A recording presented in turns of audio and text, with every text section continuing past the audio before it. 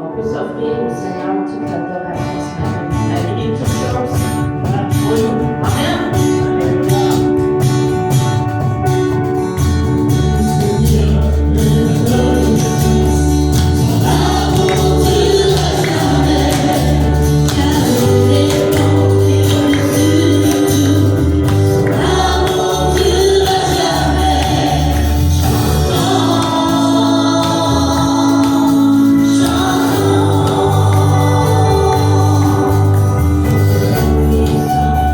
Alléluia.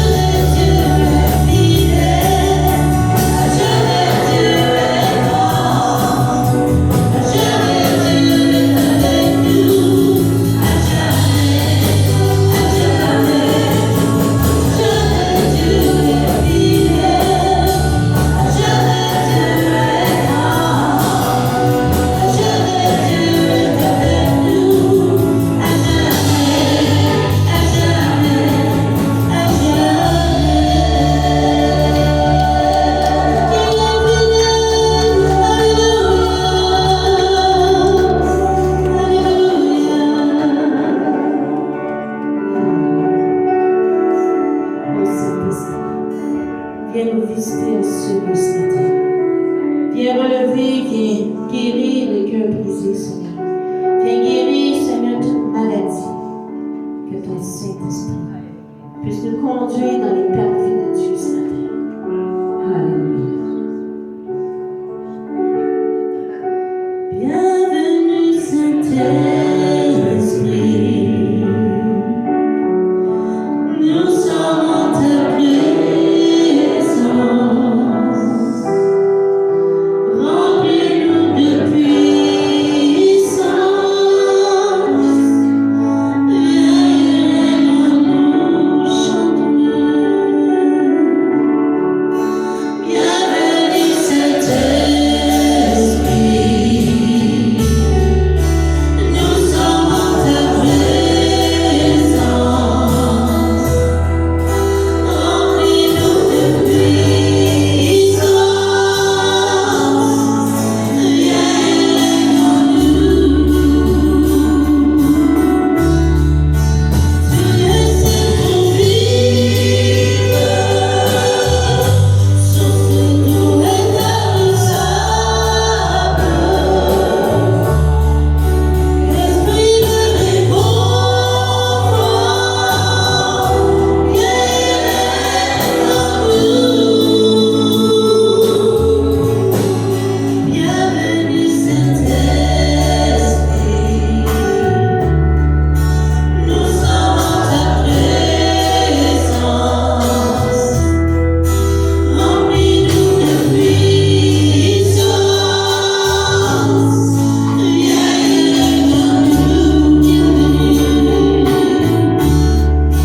Bienvenue, Saint-Esprit. Nous sommes en ta présence. Remplis-nous de puissance. Viens en nous. Tu es Saint vivre, source d'eau intarissable. Esprit de réconfort, viens en nous. Bienvenue, Saint-Esprit. Nous sommes en ta présence. Remplis-nous de puissance. Viens en nous. Bienvenue, Saint-Esprit. Nous sommes en ta présence. Remplis-nous de puissance. Viens en nous. Viens en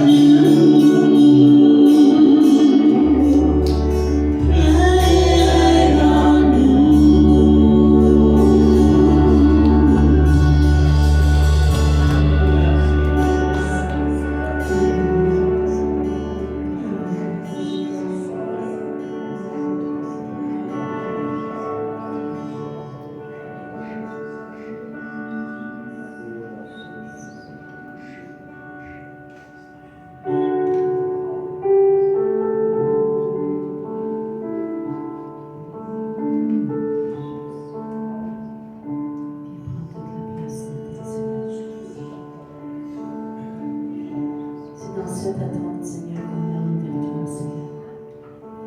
Que tu viennes nous visiter.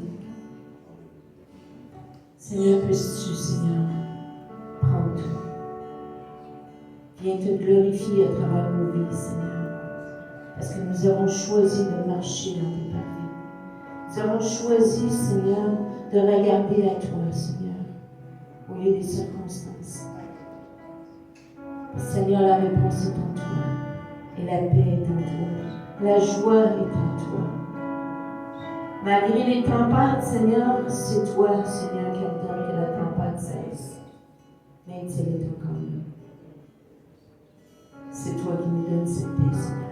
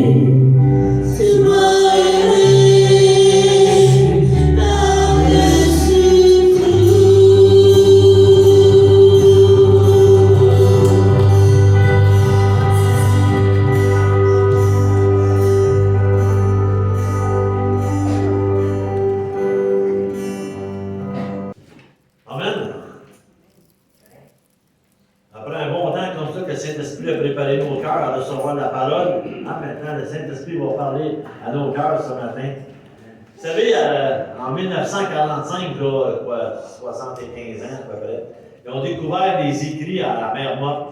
Et puis la mer Morte qui est en Israël, naturellement, c'est des écrits qui ont été là, enterrés ils disent, par un peuple qui s'appelait les Esséniens. C'est un peuple qui vivait à part, qui vivait dans les cavernes dans ces coins-là.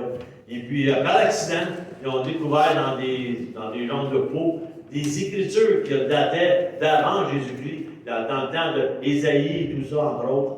Et puis, qui venaient nous montrer comme quoi que la parole de Dieu, même si elle a des centaines et des milliers d'années, elle ne change pas. Ils ont découvert des écrits, ça faisait des années et des années et des années qui étaient écrits, puis qu'aujourd'hui on les compare, et puis ça tout concorde. Donc le Saint-Esprit veille vraiment à ce que la parole ne soit pas à gauche ou à droite, mais qu'elle soit toujours notre base, n'est-ce pas, pour notre croyance et tout ça. Donc en 1945, ils ont découvert beaucoup. Entre autres, il y avait les écrits d'Ésaïe, celui qui a parlé, qui a beaucoup de prophéties de Jésus. Celui qui dit qu'il s'est transpercé, celui qui dit qu'il s'est crucifié. On parle de plusieurs centaines d'années avant Jésus-Christ. Mais il y en a aussi d'autres, dont un, on ne parle pas beaucoup, et puis qui s'appelait Habakkuk. Habakkuk, c'était un prophète à ce moment-là, et puis on ne parle pas beaucoup de lui nulle part. Il y a un petit livre dans les petits prophètes, et puis on dit petit, pas parce qu'il n'était pas bon, là. Parce que petit prophète, ça veut dire que son temps n'a pas été long comparativement à Ésaïe, qui a plusieurs dizaines d'années. Donc les grands prophètes comme Jérémie, Ésaïe, Ézéchiel, et puis Daniel, ça c'est des grands parce qu'il a eu un ministère plus long. Lui avait un ministère plus petit, mais tellement important. Parce que dans ce ministère-là, on a Habakkuk qui nous ressemble un peu. C'est un prophète qui aime Dieu. Et puis alors qu'il aime Dieu, il est triste en même temps. Il est triste, et puis il se plaint un peu, puis il demande des questions, puis il ne comprend pas qu'est-ce qui se passe alentour de lui. Donc, Habakkuk, qu'est-ce qu'il va faire? C'est qu'il va simplement aller vers Dieu, puis il va demander à Dieu des choses. Vous savez, quand on parle de Habakkuk, il y a 3 chapitres dans son livre. Le premier chapitre, c'est le prophète qui est là, qui va se plaindre à Dieu, qui va demander des questions à Dieu. Dans le deuxième chapitre, fin du premier, deuxième chapitre, tu as les réponses de Dieu. Et puis dans le troisième chapitre, c'est la prière de Habakkuk. Mais il n'y a pas de problème. Mais qu'est-ce qui est beau de voir dans Habakkuk, c'est qu'habituellement, quand que Dieu parle à un prophète, Dieu va parler à un prophète, le prophète dit oui, puis il s'en va, il dit ce que Dieu dit de faire. Donc, il n'y a pas à s'astiner, il n'y a pas à dire des choses. Dieu dit, fais ci, fais ça, et fais ci, fais ça. Puis le prophète le fait habituellement. Ici, Habakkuk, c'est un peu comme le contraire. Il vient demander à Dieu pourquoi. Il attend une réponse de Dieu. C'est pas juste donne-moi, puis je vais le dire. C'est je vais, parce que j'ai besoin d'une réponse pour moi-même. Puis la réponse, puis là, c'est le titre de mon message, ben c'est le titre et une réponse en même temps. C'est jusqu'à quand? Jusqu'à quand? Puis la réponse est mon juste vivra par la foi. Amen. Ça, là, Habakkuk, j'étais surpris de voir ça, puis j'étais content en même temps, en faisant plusieurs recherches dans mes livres de notes de l'école dans le temps. Et puis, Habakkuk, son nom veut dire étreindre. Je sais que vous allez me dire, c'est quoi ça, étreindre? J'ai fait la même chose. J'étais allé dans le dictionnaire Larousse, puis étreindre, ça veut dire quoi? Le dictionnaire Larousse, il dit, moi, Larousse, petit Robert, il dit, étreindre, ça veut dire entourer avec les bras. Ça veut dire entourer avec les membres. Ça veut dire serrer dans ses bras. J'ai compris. C'est un câlin. C'est ça son nom. Habakkuk veut dire câlin. Ça veut dire que Habakkuk est monté pour demander des questions à Dieu. Puis Dieu lui a répondu, mais en même temps, il l'a serré dans ses bras. Il a fait un gros câlin parce qu'il en avait besoin. On n'est pas tous un peu comme ça. On en a besoin. On a besoin que Dieu nous prenne dans ses bras, réponde à nos questions. Parce qu'on en a besoin. Parce qu'on est humain. C'est toujours la même question. Jusqu'à quand? Mercredi passé, on a fait de Matthieu 24 que les apôtres sont allés voir Jésus à la sortie du temple. Puis on dit au Seigneur, dis-nous quand est-ce va être ton avènement. On est toujours intéressé. Qu'est-ce qui va arriver dans le futur? C'est pas nouveau, là, c'est pas juste parce que c'est le disciple de Jésus. Même dans l'Ancien Testament, on parle jusqu'à quand, Seigneur? Vous n'avez jamais pensé ça, vous autres, quand vous regardez comment le méchant prospère, comment il y a des choses qu'on voit dans les journaux, des meurtres, des gangs, à travers le monde, toutes sortes de choses. Bon, il semble prospérer. Puis là, tu es là, toi, qui suis Seigneur, qui s'accroche aux promesses, qui s'accroche à toutes sortes de choses. Puis là, tu te dis, jusqu'à quand, Seigneur, tu vas permettre cela? Mais ça se faisait aussi dans le temps d'Habakkuk. Puis c'est ce que nous allons voir ce matin. Nous allons voir exactement qu'est-ce qu'il demande au Seigneur. Et puis, on parle de Habakkuk, vous vous situez dans le temps, puis je vais partir de quoi là-dessus, là. C'est à peu près 600 ans avant Jésus-Christ. Juste pour une minute, vous vous situez. On sait que le roi David était à Jérusalem. Il est rentré en terre promise, et puis il était à Jérusalem, le roi David. Il y a eu un fils qui s'appelait Salomon. Mais après Salomon, ça s'est séparé. Une chicane. Une chicane entre le nord et le sud. Puis le nord il est devenu, on dit, Israël, 10 tribus. Puis le sud, c'était Juda, avec l'autre. C'était un peu comme une séparation. C'est pour ça qu'on va parler de la tribu de Juda, puis on va parler de la tribu d'Israël. Puis on sait que l'homme est comme ça. L'homme n'est pas capable de suivre Dieu. L'homme n'est pas capable de. Ça prend tout ça, même s'il met des lois, c'est plus fort que nous. On a un genre d'esprit mondial alentour de la terre, l'esprit d'Antéchrist qui est là, qui va venir tout faire parce que l'homme est mal lui-même. L'homme, il n'y a rien, ça dit dans Romain, il n'y a pas un seul qui est juste devant Dieu. On est toujours porté à faire le mal. Même dans le temps de Noé, qu'est-ce qu'on dit dans Genèse? L'homme était tout le temps porté à faire le mal, ainsi que Dieu dit, va le détruire. Va le détruire, mais il va recommencer. Mais là, on voit que Noé a trouvé grâce à ses yeux, puis ça a continué. Mais l'homme a ça dans le sang. C'est son ADN, le mal.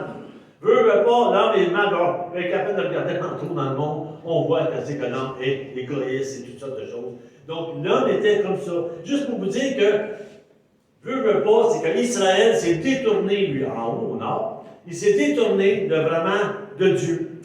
Puis Dieu a envoyé l'ennemi, pas l'ennemi, oui, c'est l'ennemi, l'Assyrie, en haut, pour venir déporter ces gens-là.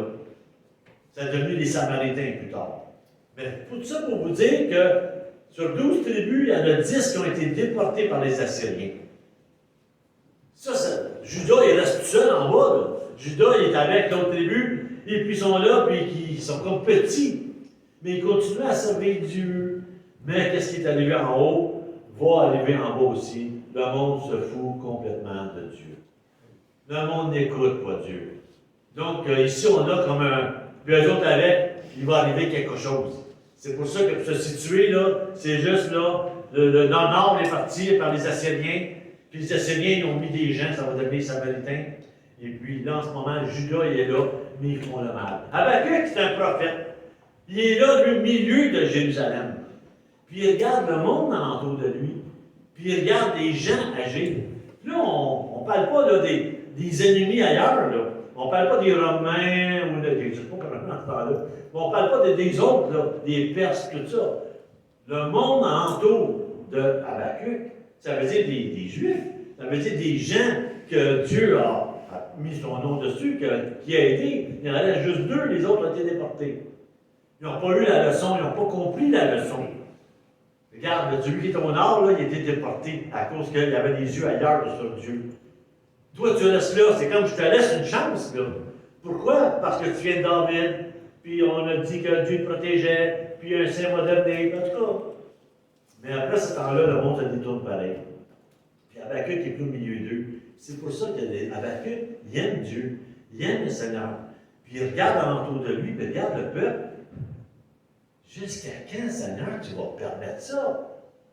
Jusqu'à quand que tu vas permettre qu'ils rient de toi, qu'ils ne s'occupent pas de toi, ils font semblant de t'apporter des offrandes, puis aussitôt qu'ils sont virés, ils font ce qu'ils veulent. Ils sont pareils comme le monde, ils sont menteurs, ils sont voleurs, ils font des chicanes les uns les autres, ils se jugent les uns les autres. S'ils peuvent tromper avec la balance pour faire de l'argent, ils vont faire. Habakkuk qui est comme, jusqu'à quand, Seigneur, tu vas permettre cela? C'est là qu'il arrive que, il dit, voyons donc, ils ne savent pas de bon sens. Ça n'a pas de bon sens que tu laisses agir ça. Tu es un Dieu qui est juste. Donc, jusqu'à quand? Donc, on va aller dans Habakkuk, on va aller bien, tu le bien. Habakkuk, chapitre 1, verset, on commence par 1. Voici la menace dont le prophète Habakkuk eut la vision. Jusqu'à quand, Éternel, appellerai au secours sans que tu écoutes? Te crierai-je sans que tu sauves? Pourquoi me fais-tu voir le mal? Et regardes-tu l'oppression? Pillage, violence sont devant moi. Il y a la contestation et la dispute s'élève. C'est pourquoi la loi est paralysée et le droit n'est jamais établi, car le méchant assaille le juste. C'est pourquoi un droit perverti s'établit. Tu sais, là, il arrive, là, puis il dit, mais voyons donc, ça n'a pas de sens, Seigneur, que tu laisses ça agir. Tu sais, quand on regarde ça, je sais que c'est écrit pour les Juifs, je sais qu'il y avait un reste, on parle des Juifs tout le temps. Mais quand je regarde ça, je me dis moi aussi la même chose, que je me dis, regarde, Seigneur, combien on voit des églises à travers le monde? Des églises que, la foi est en Dieu. Des gens, la foi est en Dieu. Mais petit à petit, la foi est comme remplacée. Jésus même va le dire dans Matthieu 24. Vous savez, le plus grand nombre va être séduit. Ils vont s'en aller. Il va arriver toutes sortes de choses. Puis qu'est-ce qu'ils vont faire le monde? C'est peu à peu. Il y a tellement d'atrocités qu'on voit dans les églises. Pas toutes les églises, mais je parle de. Puis c'est pas toutes les églises, puis pas tout le monde. Mais on voit toutes sortes d'affaires. Le monde, ils sortent x10. Le monde, ils s'en vont. Puis le monde, ils sont comme assaillis, pas assaillis, mais ils font partie de maintenant génération. Ça ne va plus à l'église, ça ne prie plus, ça ne croit pas Dieu, ça ne croit plus la parole, ça ne croit plus rien. Tu sais, on regarde ça et je me dis, Seigneur, jusqu'à quand tu vas permettre ça? Jusqu'à quand? C'est comme celui qui est là puis qui marche puis qui veut marcher avec toi, il n'arrive à rien. Celui qui ne veut pas marcher avec toi, il est comme béni. Tu regardes les gangs, tu regardes de toute la mafia, ils sont comme bénis. Et ça se promène, on dirait qu'il arrive à rien. On dirait que c'est juste des bonnes personnes qui meurent, c'est pas des autres, tu sais. Puis là, tu dis jusqu'à quand, Seigneur? Mais Habakkuk avait la même affaire. Puis il disait, voyons, donc ça n'a pas de sens. Jusqu'à quand, Seigneur? Jusqu'à quand? Même dans Job 21, 7, ça nous dit, Job, vous savez, c'est pas un livre que j'aime beaucoup, Job. C'est rare que moi, j'ai jamais prêché sur Job. J'ai des raisons, mais je suis en train de me transformer dans un Pourquoi les méchants vivent-ils? Pourquoi vieillissent-ils?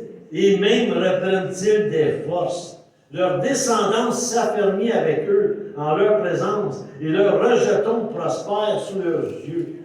Dans leur maison, c'est la paix, et non la peur. Le bâton de Dieu n'est pas contre eux. Leur taureau est fécond sans insuccès. Leur vache met bas et n'avorte pas. Puis laisse courir leurs gamins comme le petit bétail, et leurs petits-fils comme des ébats. Puis il peut continuer. Même Job, dans le temps, il dit, comment ça se fait? On dirait que tu n'es pas là. On dirait qu'ils n'ont pas peur, ils n'ont pas rien. Habakkuk, il pense la même chose. C'est pour ça qu'au lieu de l'unité et la paix qui devait régner, il rouvre ses yeux et il regarde, c'est la désolation. Il est chiant. Ça se fait mal les uns les autres. Ça se triche les uns les autres.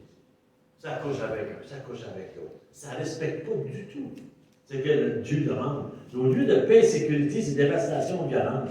La crainte de Dieu s'en va. C'est pour ça que même dans l'église d'Apocalypse, l'église de Sardes, 3, verset 3, ou 3, verset 1, il va dire la même chose. Il va dire, tu te crois vivant, mais tu es mort. On l'a chanté tantôt. On a chanté, enlève tous mes faux semblants. Le Seigneur nous voit tel qu'on est. Il ne nous voit pas juste le dimanche matin à l'église.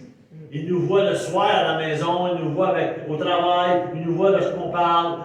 Il est au courant de toutes choses. C'est ça qu'Habakkuk va commencer à comprendre. Puis là, Habakkuk, il monte, puis au verset 5, Dieu, il reçoit une révélation de Dieu. Voyez, regardez parmi les nations. Soyez dans la stupéfaction et la stupeur, car quelqu'un est en train d'accomplir en votre temps une œuvre que vous ne croiriez pas si on vous la racontait. Dieu est en train de dire, en ce moment, il va arriver quelque chose, là, même si on te dirait d'avance, tu ne le croirais pas. Là, vous autres, vous allez dire, ah oui, mais c'est dans l'Ancien Testament, ça, c'est normal. Ah, Acte 13. L'Ancien Testament, hein? Acte 13, ça c'est le Nouveau Testament. C'est l'apôtre Paul qui va parler dans le verset 41. Il va dire, voyez, vous qui êtes pleins de mépris, soyez étonnés et disparaissez, car je vais faire en vos jours une œuvre que vous ne croiriez pas, même si on vous la racontait. Paul est en train de dire la même chose. Il s'est servi de l'Ancien Testament. Donc on ne peut pas dire, c'est juste pour l'Ancien Testament.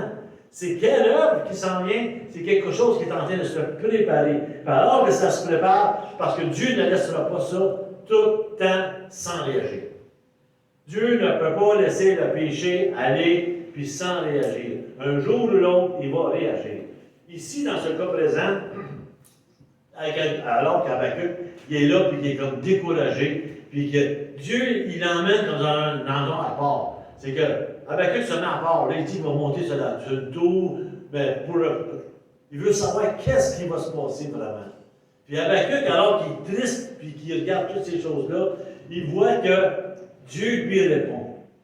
Puis même, en montant dans le lieu de prière, on peut dire, déjà ici, qu'est-ce qu'il va répondre à Dieu? Quand tu vas dans notre texte de base de Habakkuk 2, ça nous dit, je vais prendre mon tour de garde, je vais me tenir sur le rempart. Ça, c'est Habakkuk qui dit ça. Je vais monter sur le tour de garde, je vais me tenir sur le rempart. Puis après ça, il dit, je vais guetter pour voir ce qu'il me dira.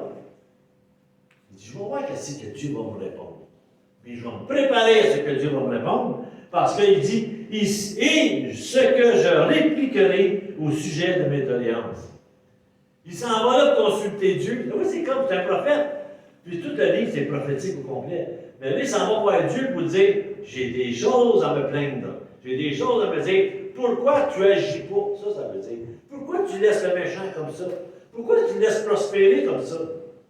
Puis je sais qu'est-ce qu'il va me répondre, parce qu'il connaît quand même le Seigneur, eux autres, hein? Ils ont les livres, tout ça, de choses. Mais je vais me préparer à y répondre, qu'est-ce qu'il va me dire? Faut-tu que le gars il soit vraiment convaincu d'aller argumenter avec Dieu? Il est plein de tristesse, peut-être une sainte colère qu'on appelle en lui, parce que lui, il aime son Seigneur, puis c'est comme inconcevable qu'il se laisse piler dessus. C'est pour ça que Habakkuk, dont son nom le dit, il a besoin que Dieu le prenne et qu'il se serre dans ses bras. Tu sais, quand on ne comprend pas des choses, quand ça ne va pas bien, quand on se sent tout croche, on doit monter, nous, avec. On doit aller vers Dieu. Puis Dieu va nous regarder, il va nous répondre. Si tu demandes des questions à Dieu, il va nous répondre. Des fois, ce n'est pas la réponse qu'on aime beaucoup, là, mais il va nous répondre. Puis alors qu'il va nous répondre, c'est combien de fois qu'il va nous lancer un petit clin d'œil, un petit quelque chose. C'est pareil comme s'il nous prenait dans ses bras. Fais-toi-en pas, je suis avec toi. Fais-toi-en pas, il va arriver telle chose, mais je t'aime. Regarde, viens proche, là. Hein, qu'est-ce qu'il y a avec un enfant en pleurs, il est triste, c'est fait mal. Hein, il va voir son père et sa mère, qu'est-ce que sa mère fait? Il pogne dans ses bras, elle serre. Déjà, ça fait moins mal. Mais nous, c'est pareil. Lorsqu'on va devant Dieu, il nous serre dans ses bras, déjà, ça fait moins mal. Parce qu'on parle des épreuves, on parle de toutes sortes de choses. C'est pourquoi que, quand on regarde ce que Habakkuk a dit, c'est pour chacun de nous. Chacun de nous. Mais il se laisse enseigner. Et puis la réponse de Dieu, c'est que c'est merveilleux. Dieu, il dit, dans le verset 2, chapitre 2, verset 2 de Habakkuk, il dit, l'Éternel me répondit en ces termes. Écris une vision, grave-la sur les tablettes. Pourquoi? Parce que, afin qu'on la lise couramment. Tu sais, là, surtout moi, je suis à cette heure-là. Les écrits, ça reste. Le verbal, ça reste pas. Hein? C'est pas juste, là, tu l'entends, puis il va le dire à l'autre. Non. Tu l'attends, tu l'écris. Pourquoi? Pour qu'on la lise couramment. C'est écrit, ça reste là. Pour pleurer les 10 commandements, Dieu les a gravés lui-même sur des pierres. Il n'a pas juste dit à Moïse, ça. Non. Regarde, écris-les, puis regarde-les souvent. Puis lis-les souvent. Pourquoi? Pour te rappeler que c'est une vision.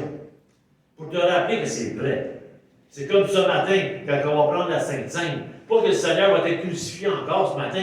Pas parce que son corps le Saint-Esprit il va rentrer dans le pain, quoi que ce soit. Non, c'est simplement un souvenir de qu'est-ce qu'il a fait pour nous.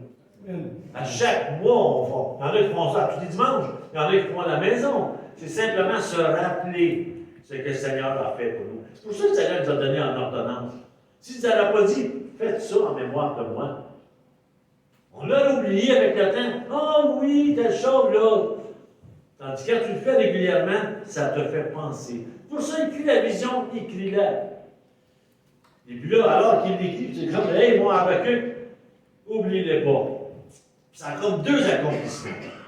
Quand Dieu parle, quand Dieu, dans le temps aussi que les prophètes, quand il y a une prophétie, c'est toujours deux accomplissements. Ça, c'est une affaire que j'ai compris, ça fait longtemps, c'est ça. Quand il y a une prophétie que Dieu dit à quelqu'un, telle chose, ça a deux accomplissements. Une pour bientôt, puis une très éloignée. Pourquoi la première est pour bientôt? Parce que dans l'Ancien Testament, les prophètes qui disaient des choses, puis ça n'arrivait pas, ben c'est un faux prophète, puis c'est un menteur, puis il se faisait lapider. C'était comme ça dans le temps. Donc quand tu disais quelque chose, sois sûr que ça venait de Dieu, parce que tu savais que si ça ne marchait pas, tu te faisais lapider. Puis là, on parle ce matin d'une première, qu'est-ce qui va arriver là, avec la prophétie. Mais quand on regarde la prophétie lointaine, c'est qu'est-ce qui s'en vient. C'est arrivé dans le temps, puis c'est qu'est-ce qui s'en vient. Dieu se déverse. Il se déverse à Habakkuk, puis il est en train de dire qu'est-ce qui va arriver dans le futur. C'est important parce que Matthieu, dans 24, reprend quasiment les mêmes propos que lui. Paul va reprendre quasiment les mêmes propos que lui. Hébreux vont prendre beaucoup de choses de lui. Tu sais, on dit à Habakkuk qu'on n'en parle pas beaucoup. Pourtant, il y a beaucoup qui se sont servis de ses dires. Parce qu'il est en train de dire à Habakkuk, voici ce qui va arriver. Là, qu'est-ce qui va arriver maintenant, là? C'est qu'est-ce qui va arriver, c'est qu'il va faire venir des Chaldéens pour punir. Imagine-toi, ta gang. Mais là, Habakkuk, mais non. Comment ça tu vas faire venir l'ennemi pour nous frapper? Pourquoi tu feras ça? Tes yeux sont bien trop purs, tu es bien trop bon. Tu ne peux pas faire venir l'ennemi pour nous frapper. Dieu dit oui, il va faire ça. Il va faire ça, comme il a fait avec, dans le temps avec Jonas, et puis c'est avec les Assyriens qui sont venus, puis ont été la verge pour Israël. C'est la même chose que Dieu peut se servir de qui qu'il veut. Ça ne veut pas dire que Dieu approuve, mais il peut se servir de qui qu'il veut. Pourquoi? Pour venir simplement punir, pour venir simplement leur dire, regarde, il faut que tu prennes la bonne décision de me suivre. Il faut que tu crois en moi. Dieu nous aime trop pour nous laisser aller comme ça. Il va tout faire pour nous ramener à lui. Puis avec eux, il dit, oui, mais ils sont méchants autour de moi, mais c'est mes frères et mes sœurs pareils. Ils vont me servir de qui je veux. Comme dans le temps, c'est servi des Égyptiens pour faire mal, mais Dieu n'approuve pas. Puis les Chaldéens, c'est Babylone. C'est sûr et certain que ce n'était pas un peuple qui était aimé dans ce temps-là. Parce que Babylone, c'était des cruels, c'était des loups, c'était des ivrognes, c'était des barbares. C'était ça, le Babylone. Contrairement à 100 ans avant, à Syrie, quand ils sont allés chercher Israël, c'était des rois, c'était des gens plus nobles. Donc c'est pour ça qu'ils étaient plus civilisés, si on veut. Mais Babylone, c'est le contraire. Puis ils disent même, ils sont tellement, ils prenaient tellement un coup solide, des buveurs de vin solides, que même ils disaient que leur cerveau dormait. Non, c'est ça qu'ils disaient, que ça ne fonctionnait pas pour tous les Chaldéens. Donc imaginez-vous comment Habakkuk peut se sentir quand Dieu dit, je vais aller chercher ce peuple-là, puis en ce moment, il savait très bien. Puis là, il a décrit, on n'a pas le temps d'aller ce matin, mais lisez-les dans Habakkuk, il va tout dire ce que le peuple faisait de Babylone. Babylone, ils sont allés en Égypte, ils les ont ramenés. Ils sont allés ailleurs, en Syrie. Tout le monde, ils étaient sous Babylone. Nabuchodonosor, puis son père avant. Puis ils sont tous ça. Le Judas est comme tout seul qui reste là. Puis Dieu va faire venir celui-là. Il va venir vers Judas. Imaginez-vous comment il peut se sentir. Là, il sent que, puis ici avec eux, Dieu ne peut pas tolérer le péché.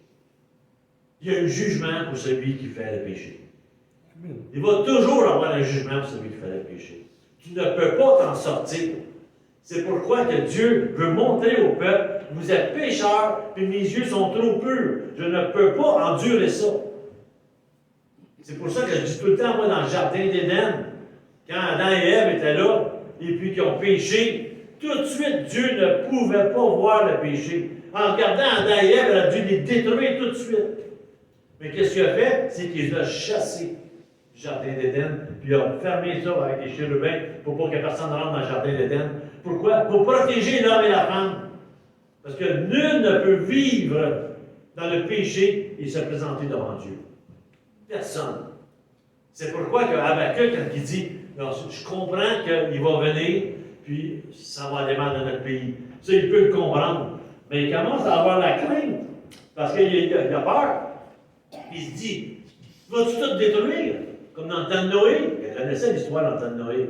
Hein, Noé, là, quand on regarde l'histoire, c'est qu'on sait que Dieu a demandé de construire une arche. Mais quand on regarde dans le Nouveau Testament, qu'est-ce qu'il dit? Pendant que Noé était prédicateur de justice, qui emmenait, disait, il va y avoir un jugement qui s'en vient, il y a un jugement qui s'en vient, le monde, il se mariait, le monde avait du plaisir, ça disait, le monde, il mangeait, il se mariait, ils mariaient leurs enfants, puis ils n'écoutaient pas ce que c'est Noé disait. Puis il y a eu un jugement. Puis tout le monde est mort, sauf la famille à Noé. Mais ça, il sait dans Habakkuk. Il doit se dire, oh mon Dieu, si la gang vient ici, ils vont tous nous raser. Donc, il regrette peut-être d'aller voir Dieu et avoir dit, puis ça va être plein de ses frères et de ses sœurs qui étaient là. Mais Dieu, encore là, il va y parler. Et puis, qu'est-ce que j'aime encore quand Dieu y répond? Il dit que la vision devrait être inscrite, comme j'ai dit tantôt, pour la lire vraiment souvent. Deuxième temps, c'est que pour un temps, la vision, elle va demeurer à l'état de vision. Dieu veut vous donner une vision à vous. Ça ne veut pas dire qu'il va l'accomplir là. Ça ne veut pas dire qu'il va l'accomplir dans 1 an, dans 1 mois, dans 8 ans. On ne sait pas quand il va l'accomplir. Mais la vision qu'il est en train de dire en ce moment, il dit, regarde, il y a un homme qui va venir, un homme qui va venir farouche, méchant et tout ça, puis il va venir. Mais inquiète-toi pas, la date est déjà là. C'est comme la cour s'en vient, les avocats, le juge est là, ça va passer telle date à telle heure. Mais c'est ça qu'il est en train de dire. Il est en train de dire, écris une vision, grave-la sur les tablettes après qu'on la lise vraiment. Verset 3. Car c'est une vision dont l'échéance est fixée. Elle aspire à son terme, elle ne décevra pas. Et si elle tarde, attends-la, car elle s'accomplira certainement. C'est une vision, elle va arriver. Encore là, pour ceux qui disent, ouais, mais c'est dans l'Ancien Testament, ça. Hébreux 10. Hébreux 10, verset 37. Qu'est-ce que ça nous dit? Ça nous dit, c'est encore un peu de temps, bien peu, et celui qui doit venir viendra. Il ne tardera pas, et mon juste vivra par la foi. S'il se retire, mon âme ne prend pas plaisir en lui. Quant à nous, nous ne sommes pas de ceux qui se retirent pour se perdre, mais de ceux qui croient pour sauver leur âme. Amen. Même l'affaire qui est arrivée. Donc, ça veut dire qu'on regarde dans le Nouveau Testament, puis l'accomplissement lointain n'est pas encore arrivé. Oui, ils ont été déportés à Babylone. Oui, comme ça, c'est vrai ce qu'il disait à Habakkuk. Oui, tout ça est vrai. Mais la dernière accomplissement, la profonde, n'est pas encore arrivée. Puis vous savez tous ce qui va arriver bientôt, ça va être au retour de notre Seigneur Jésus-Christ. Mais qu'il revienne, c'est là que ça va s'accomplir la vision. Mais Jésus en parlait dans Matthieu 24. Il va arriver des choses. Un royaume contre un royaume va se battre. Une nation contre une nation. Des tremblements de terre. Il va arriver toutes sortes de choses, mais ça ne sera pas encore la fin. Vous allez être persécutés, vous allez être ici, mais ça ne sera pas encore la fin. Puis là, il continue, là, mais il dit, en finissant, Matthieu 24, mais celui qui persévérera jusqu'à la fin sera sauvé. Donc Jésus reprend un peu ce que Dieu est en train d'expliquer à Habakkuk, mais plus de détails, plus.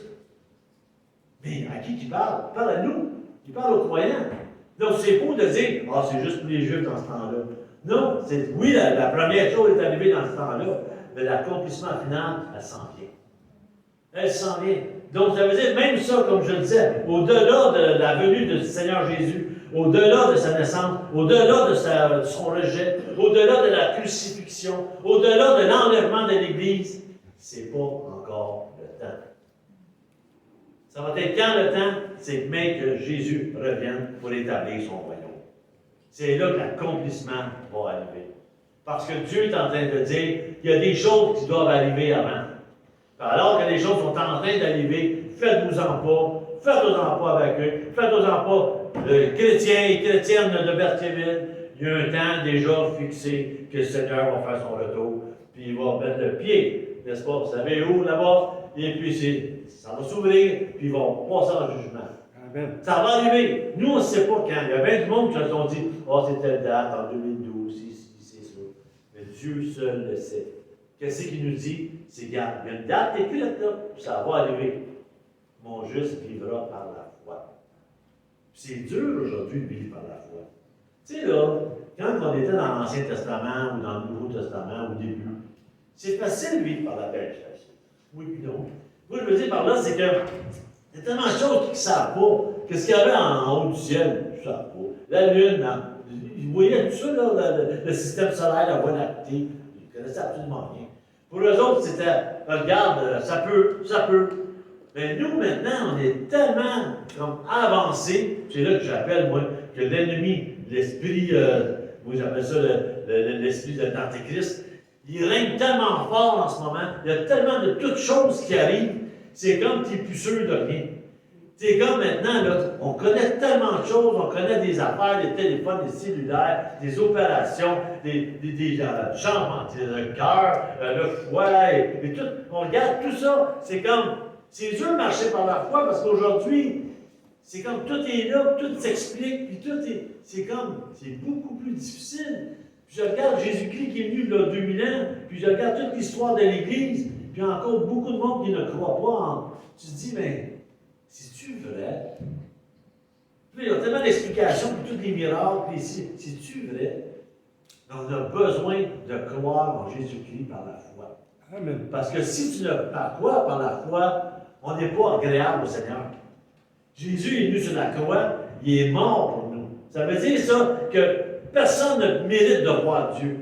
Mais à cause qu'il est mort sur la croix, à cause qu'on n'est plus sur la malédiction maintenant, on est avec lui. On n'est pas dans la malédiction. Donc maintenant, on a le droit d'aller devant Dieu. On a le droit de se présenter devant le trône de Dieu, de prier, de demander. C'est pas pour le rien que le voile a été déchiré dans le temple quand Jésus a été crucifié. Pourquoi? On a un libre accès maintenant. Libre accès dans la présence de Dieu. Puis on est béni parce que c'est Jésus-Christ qui est avec nous. C'est lui le Fils de Dieu, assis à la droite de Dieu. C'est pourquoi que quand on regarde ça, oui, c'est vrai, comme on dit ce matin, on n'est pas n'importe qui. On a autorité et tout ça en Seigneur Jésus. Mais il va arriver un jugement. C'est malheureux de voir aujourd'hui, il y a beaucoup de monde qui se refroidit. Beaucoup de monde, c'est comme, Dieu va comprendre. Il sait bien, oui, des choses. Puis beaucoup d'affaires, tu sais, puis tu dis, le Seigneur n'acceptera pas ça. C'est un avertissement qu'il nous donne encore aujourd'hui. Puis une exhortation en même temps. C'est je sais, vous attendez. Je sais, tout le monde aimerait ça. On part ce soir dans les airs. On s'en va avec le Seigneur. On a-tu hâte, hein? On a tous hâte. Mais le Seigneur dit, regarde, ça va arriver. Inquiétez-vous pas, ça va arriver. Qu'est-ce qui est arrivé à Habakkuk, là? Puis avec les Babyloniens qui sont venus, c'est arrivé. Ils ont été déportés avec Daniel, Ézéchiel. Ils ont été déportés. Mais Dieu a détruit les Chaldéens. Savez-vous pourquoi Dieu a détruit les Chaldéens? Parce que Dieu n'approuve pas ce qu'il faisait. Il n'approuve pas le méchant. J'ai lu quelque part un jour, ça disait que quand que l'esprit d'Antéchrist, vous savez, il est là depuis le début. Il était là même avec Adam et Ève. Et puis, c'est tout le temps aller contre, n'est-ce pas, puis aller faire des affaires contre. Et puis, il est toujours là. Puis quand on regarde ça, là, avec qu'est-ce qui s'en vient, puis toutes les promesses, il est plus fort que jamais. Il veut complètement là, tout diriger. Puis, si on regarde Babylone, de la manière qu'il il était orgueilleux, Nebuchadnezzar. Puis on regarde l'ennemi, Satan, il est orgueilleux. On le sait, ça. On le regarde dans l'Ézéchiel, puis toute la descendance satanique. On le sait, c'est des orgueilleux. Puis qu'est-ce qu'ils faisaient, les autres, Babylone? Ils pillaient, ils volaient. L'ennemi de nos âmes, l'Antéchrist, fait la même chose. Il vient et il nous vole. Il vole nos enfants, il vole nos parents, il vole nos frères et sœurs. Il essaie de les emmener dans toutes sortes de choses. Pourquoi? Pour les tenir à l'écart. Il leur fait la miroiter. C'est vous qui faisait à Nebuchadnezzar? Il faisait, c'est que toi, il allait avoir un peuple, puis il disait au peuple, viens avec moi, on va aller combattre un autre. Puis on va se séparer du butin. Puis tu vas être plus riche. Mais le peuple y allait, mais il était faible, il n'avait pas le choix. Il était faible, puis il se mettait avec lui, puis il allait avoir puis il allait à la guerre. Puis qu'est-ce qui arrivait, c'est que le peuple se retrouvait qu'il avait zéro butin, puis tout le déshonneur tombait sur le peuple qui est faible. Puis là, l'autre s'en allait, le Babylonien. Ah, regarde, si tu t'en battu comme du monde, ça n'allait pas arriver, puis il ramasse l'argent, puis le bétail, et tout ça. Ça, c'était injuste avec les gens. Mais l'Antéchrist fait la même chose avec nos enfants. Viens, on va avoir du plaisir. Oh, regarde, on prend un verre ensemble d'alcool, c'est le fun. Oh, ben regarde, un petit joint, pourquoi pas? Voyons donc. Hey, l'Église, on sait bien qu'est-ce qu'ils en pensent. Tu sais, on va avoir du fun. Viens, on va avoir du fun. L'ennemi, il les tient captifs. Quand la personne est gelée, quand la personne est en boisson, quand la personne est remplie de colère, quand la personne elle travaille comme des malades, quand la personne a fait des affaires, elle n'a pas le temps de penser à Dieu. Elle n'a pas le temps de prier. Elle n'a pas le temps de prendre des bonnes décisions. Donc l'ennemi vient voler toutes les bénédictions que Dieu avait pour cette personne-là. Il vient les voler, puis il les garde pour lui.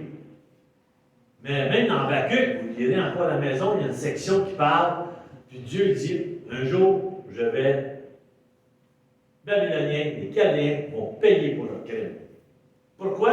Parce que partout ce qu'ils vont voler des choses, partout c'est comme, ça serait comment je pourrais dire, des créanciers. C'est un peu comme s'ils prêteraient un peu. Puis Dieu dit, vous allez voir, puis c'est installé nous aussi Babylone, c'est que l'Égypte s'est montée en Babylone, la Syrie, la Perse, tout le monde s'est monté en Babylone, puis on détruit Babylone. Tout ce que le mal qu'ils ont fait, ça s'est viré contre eux. Mais l'esprit en ce moment qui se passe sur la terre, il vient voler toutes nos choses. Dieu ne laissera pas ça impuni. C'est pourquoi que les justes vont aller avec lui. Mais ceux qui sont injustes, ils vont passer en jugement. Regardez, c'est dans Matthieu, je ne me rappelle pas quelle place exactement, quand on parle du blé de l'ivraie. Quand ça dit qu'il y a un champ, le sommeur sème, puis là, d'un coup, là, la mauvaise herbe, l'ivraie, commence à monter. Tout de suite, les serviteurs vont voir le maître. Hey, maître, comment ça se fait que on va tout détruire ça, on va recommencer? Le maître, non. Fais pas ça. On va les laisser pousser ensemble. Au temps de l'école, on va y livrer, on va l'enlever, on va le brûler, on va garder le blé. C'est ce qui se passe en ce moment.